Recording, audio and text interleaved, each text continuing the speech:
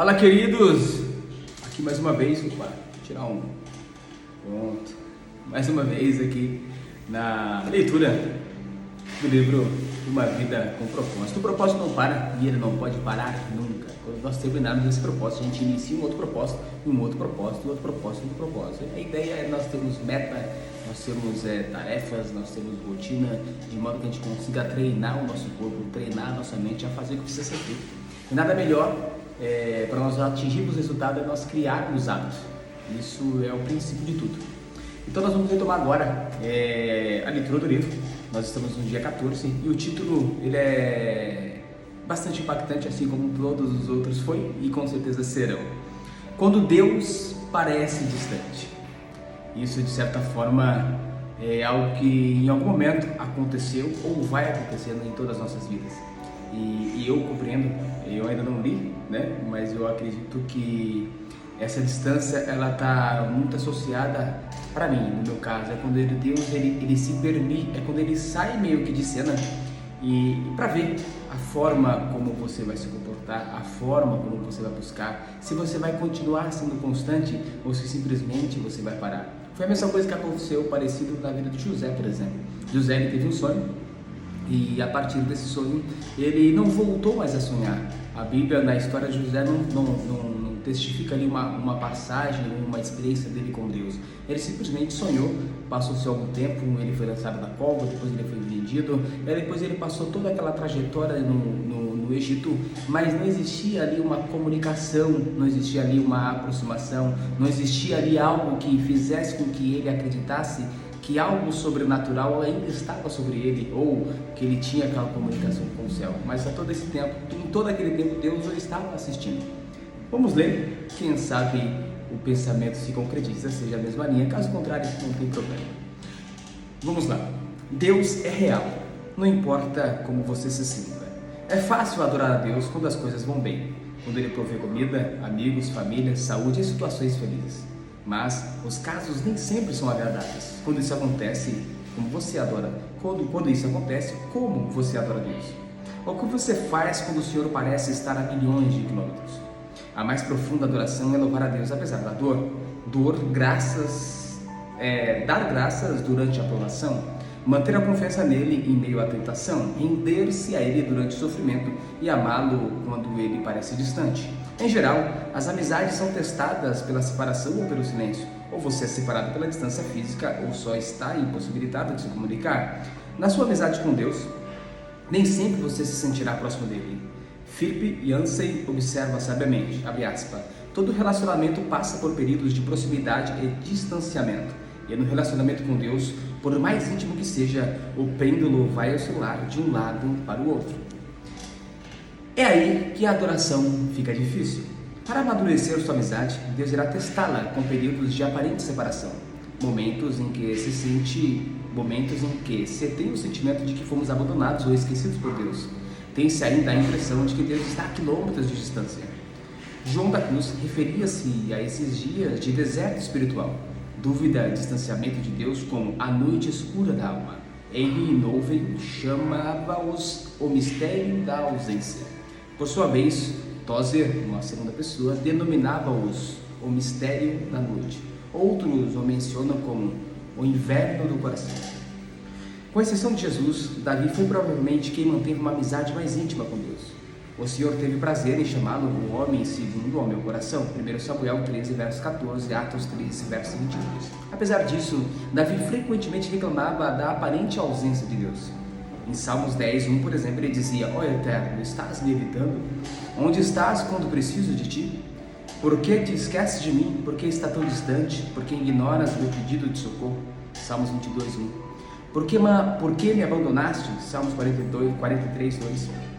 E aí tem a mesma passagem, 44, 23 e 74, 11. E Salmos 88, 14 e 89, 49. É óbvio que Deus não abandonara realmente Davi, assim como não abandona você. Ele prometeu várias vezes jamais nos abandonar ou rejeitar. Isso está em Deuteronômio 31, verso 8, Salmos 37, 28, João 14, 16 e Hebreus 13, 5. Mas Deus não prometeu. Você sempre sentirá a minha presença. Aliás, Deus reconhece que algumas vezes esconde a face de nós. Isso está em Isaías 45:15. Há momentos em que ele aparece, há momentos em que ele parece ter desaparecido da nossa vida em pleno combate. Floyd McClurkin descreve o que acontece. Certo dia, você acorda e percebe que todas as suas sensações de comunhão espiritual se foram. Você ora, nada acontece, repreende o diabo, mas isso não muda nada. Faz exercícios espirituais, seus amigos oram por você, você confessa todo o pecado que consegue imaginar, e então sai por aí pedindo perdão a todos que conhece, e jejua e nada ainda. Então começa a se perguntar quanto tempo essa escuridão espiritual irá durar. Dias, semanas, meses? Será que ela vai acabar? Você tem a impressão de que suas orações simplesmente batem no teto e voltam. Em absoluto desespero você grita: qual é o meu problema? A verdade é que não há nada de errado com você. Trata-se de uma parte da aprovação e do amadurecimento de sua amizade com Deus. Todo cristão passa por isso, pelo menos uma vez, geralmente várias vezes. É doloroso, perturbador, mas absolutamente vital para o desenvolvimento de sua fé. Ter consciência disso deu esperança a Jó. No momento em que não podia sentir a presença de Deus em sua vida, ele declarou: vou para o Oriente, mas ele não está. Mas lá ele não está. Vou para o Ocidente e não consigo encontrá-lo. Não o vejo no Norte, pois se esconde. Volto-me para o Sul, mas não consigo achá-lo. Contudo, ele conhece o caminho por onde ando, e quando me puser à prova, como ouro e passar pelo fogo, ele me declarará inocente.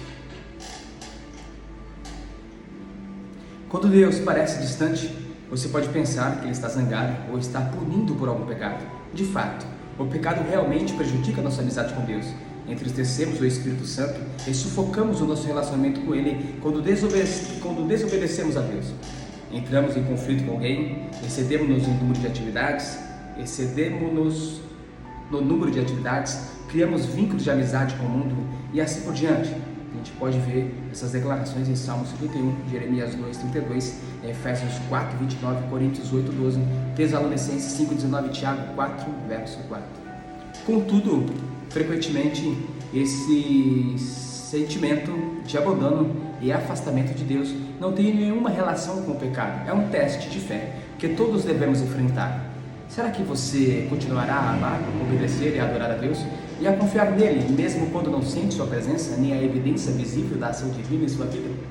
Nesses dias de hoje, o erro mais comum que os cristãos cometem ao adorar é buscar uma experiência em vez de buscar a Deus. Eles buscam sensações e se elas ocorrem, concluem que foram bem-sucedidos na adoração. Errado. Na realidade, Deus em geral afasta nossas sensações para não dependermos delas. Buscar uma sensação, mesmo a sensação de Deus em geral afasta nossas sensações para não dependermos dela. Buscar uma sensação, mesmo a sensação de proximidade com Cristo, não é adoração. Quando você é um novo cristão, Deus permite que você sinta muitas emoções que confirmam sua fé e frequentemente responde às orações mais imaturas e egoístas. Tudo porque você sabia, tudo para que você saiba que Ele existe. Mas eu lembro, quando eu era criança, eu até comentei isso com meu filho, comentei isso em várias outras oportunidades. Eu queria comprar pipa, mas eu não tinha como comprar pipa. Então eu, todo dia pela manhã, por volta de umas 10 horas da manhã, umas 8 horas da manhã, 9 horas da manhã, eu sentava ali na calçada de casa e eu ficava pedindo a Deus que me desse um pipa. E eu ficava ali, e aí quando menos esperava, lá vinha um pipa boiando, e ele vinha, e naquela época não tinha nenhuma outra alternativa para a diversão que não seja o pipa e a bola. Então quando aquele pipa vinha boiando, você via aquela enxurrada de criança, até mesmo adolescente, até mesmo adulto correndo para o pipa. Todo mundo queria pegar um pipa boiado, era a melhor coisa que podia acontecer na vida de uma criança. Porém, eu tinha um instinto de onde o pipa ia parar, da onde o pipa definitivamente ia cair. Então, quando todas as pessoas corriam para o lado, eu conseguia me posicionar, porque é como se eu visualizasse o pipa. Ele vinha, quando ele estava chegando próximo da altura de alguém pegar, ele ia de uma vez e caía no lugar, e era exatamente aonde eu estava. Essa é a oração que eu fazia todos os dias.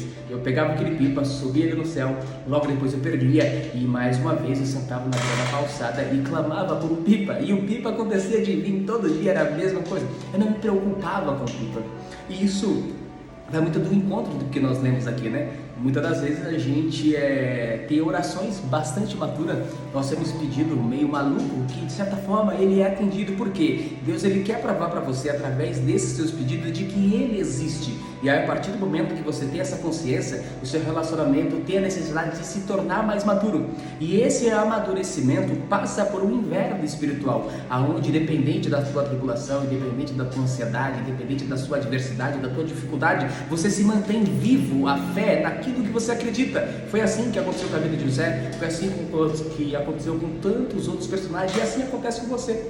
Acontece comigo, e se por um momento você parar e refletir, você vai saber realmente, faz todo sentido. Eu estou vivendo isso agora, ou eu já vivi isso agora, ou você pode pensar, meu Deus, eu nunca vivi isso, quando é que isso vai começar a acontecer? Fica tranquilo, fica tranquilo.